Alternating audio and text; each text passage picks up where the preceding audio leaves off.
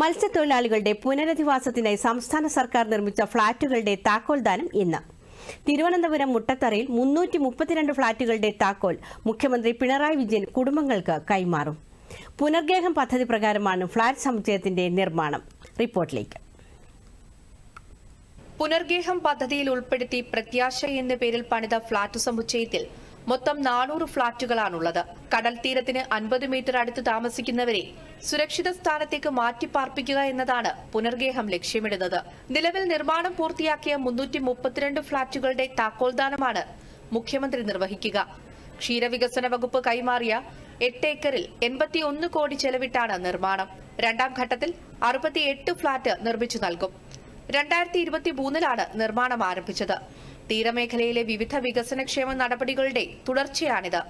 അപ്പോൾ സർക്കാർ മുൻകൈയെടുത്ത് കുറച്ച് ഭൂമി കണ്ടെത്തി അവരെ മാറ്റിപ്പാർപ്പിക്കാനുള്ള നിലപാടാണ് ഇപ്പോൾ സ്വീകരിക്കുന്നത്.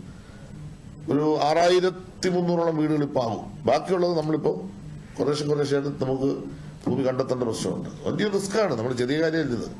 കാരണം ഈ തൊഴിൽ മേഖലയും ഇവരുടെ മാനസികാവസ്ഥ എല്ലാം കൂടി നമ്മളൊന്ന് യോജിപ്പിച്ചിട്ടേ പോകാൻ പറ്റും. അപ്പോൾ ആ ഒരു എന്തായാലും നമുക്ക് അവരെ സഹായിക്കാൻ പറ്റും. അവരെ സഹായിക്കണം എന്നുള്ള നിലപാടാണ് ഗവൺമെന്റുള്ളത്. പുനർഗേഹം പദ്ധതിക്കായി 2450 കോടി രൂപയാണ് സംസ്ഥാന സർക്കാർ അനുവദിച്ചത്. കാരോട്, ഭീമാപ്പള്ളി, കൊല്ലം QSS കോളനി, പൊന്നാനി എന്നിവിടങ്ങളിലായി പദ്ധതി പ്രകാരം 390 കുടുംബങ്ങളെ പുനരധിവസിപ്പിച്ചു. മണ്ണുംപുറം, നിറമരുതൂർ, വെസ്സിൽ, കോയിപ്പാടി എന്നിവിടങ്ങളിൽ ഭവന സമുച്ചയ നിർമ്മാണം പുരോഗമിക്കുന്നു. സംസ്ഥാനത്തെ ഭൂരഹിതരും ഭവനരഹിതരുമായ മത്സ്യത്തൊഴിലാളികൾക്ക് സുരക്ഷിത പാർപ്പിടം ഉറപ്പാക്കുക എന്ന ലക്ഷ്യത്തിലേക്കാണ് സർക്കാർ നീങ്ങുന്നത്. Saima S, Doordarshan news.